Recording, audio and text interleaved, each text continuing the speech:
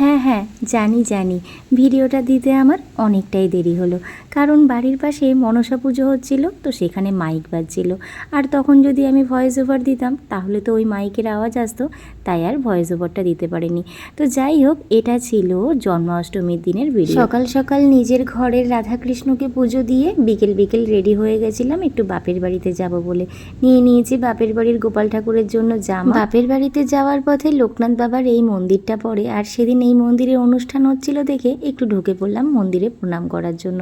তো যাই হোক, সেখানে মন্দিরে লোকনাথ বাবার কাছে একটু প্রণাম সেরে চলে এলাম বাপের বাড়িতে। বাড়িতে এসেই দেখি দিদি বাড়ির ছাদে রান্নার সমস্ত জোগাড় করে নিয়েছে। মানে বাড়ির ছাদেই আর কি আমাদের ঠাকুর ঘর, তো সেখানেই সমস্ত ঠাকুরের রান্নাগুলো হচ্ছে, আর দিদি একে একে সব রান্নাগুলো করছে। আর এদিকে লাডো বলছে, মনি চলো, গোপাল ঠাকুরকে কি সুন্দর করে সাজানো হয়েছে, দেখো কত সুন্দর মালা পরানো হয়েছে, নতুন জামা পরেছে। তো সেগুলোই দেখতে এলাম। সত্যিই তো দেখে না কি ভালো লাগলো। দিদি গোপাল ঠাকুরের জন্য এই সুন্দর লাল রঙের জামাটা এনে পরিয়ে দিয়েছে, আর মা নিজের হাতে ওই মালাগুলো গেঁথে পরিয়ে দিয়েছে। তারপরেই বাইরে এসে দিদুনের সাথে একটু মজাক করছিলাম যে দিদুন, এবার তো তোমার ছুটি, সবই তো দিদি করছে, তুমি তো বসে বসে শুধু হাওয়া খাচ্ছ। তো যাই হোক, একটু মজা করে নিলাম। আর এইগুলো না আমি নিয়ে গেছি গোপাল ঠাকুরের জন্য, দুটো গোপাল আছে, তো তার জন্য দুটো মুকুট নিয়েছিলাম ফুলের। তো যাই হোক, এগুলো দেখে তো দিদুন খুব খুশি হয়েছে। ভেবেছিলাম দুটো রজনীগন্ধার মালাও নেব, কিন্তু আমি তো গেছিলাম বিকেল বিকেল সময়, তখন না একটাও ভালো মালা ছিল না। আসলে সারা দিন ধরে ওরা বিক্রি করেছে, তাই বিকেলবেলায় যা ছিল একদমই মানে নেওয়ার মতন না, তাই আর মালা নিইনি। তো যাই হোক, সেই মুকুটগুলো আবার দিদি বলল, তুই নিজের হাতেই পরিয়ে দে, তুই নিয়ে এসেছিস তুই পরিয়ে দে। তাই চলে এলাম পড়াতে। আর এই দেখো, এই ক্যামেরাটা কে করছে জানো? আমাদের লাডো। আর আমি দেখো কেমন পাগলি, আমি সানগ্লাসটা চোখ থেকে তখনও খুলিনি। আসলে সেদিন খুব রোদ্দুর ছিল, তো সেই রোদের মধ্যে আমি যে ঘরে রয়েছি সেটা আমার মাথাতেই নেই। আমি তখনও সানগ্লাস পরেই গোপাল ঠাকুরের মাথায় এই মুকুটটা পরিয়ে দিলাম। তো যাই হোক, এটা বেশ মজার ছিল। তো এই দেখো আমাদের গোপালকে কি সুন্দর লাগছে মুকুট পরে। তো ছোট গোপালকে একদম দেখা যাচ্ছে না, বড় গোপালটাকে দেখা যাচ্ছে। তো এই দেখো, আর এই দুটো মুকুট মানে কাপড়ের যেগুলো পাগড়ি টাইপের হয় সেরকম নিয়েছি দুটো। তো সেটাই আবার দিদিকে দেখাচ্ছিলাম যে দেখ দিদি এটা কেমন হয়েছে দেখ। তো দিদি দেখে বলছে খুব সুন্দর হয়েছে। এরই মধ্যে মা এসে আমার হাতে ধরিয়ে দিল এক প্যাকেট বেলুন, আর সাথে বাড়ির গাছের শরবতি লেবু।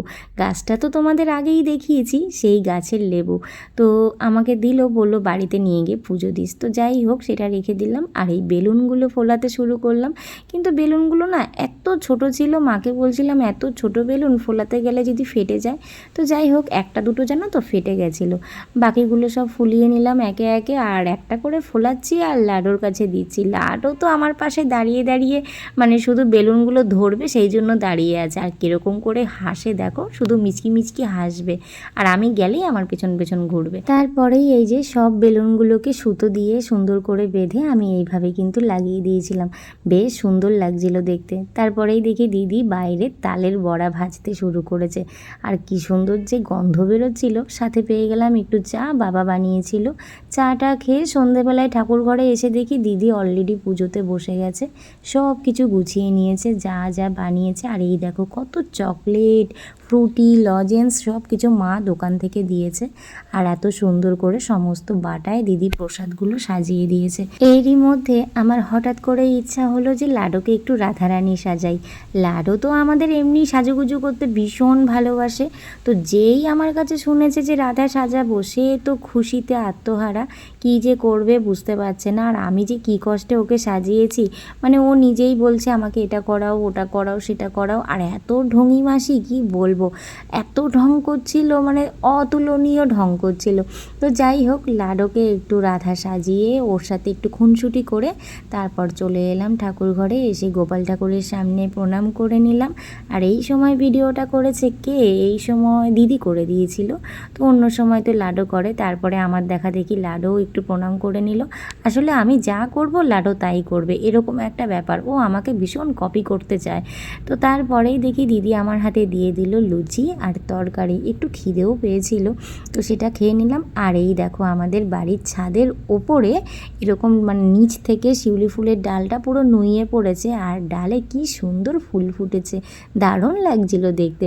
তো সেটার একটু ভিডিও করে নিলাম, আমার তো বেশ ভালোই লাগলো। আর দিদি গুছিয়ে দিল সমস্ত টিফিন বক্সে সোনাইয়ের জন্য। তারপর বাড়িতে চলে এলাম, টাটা।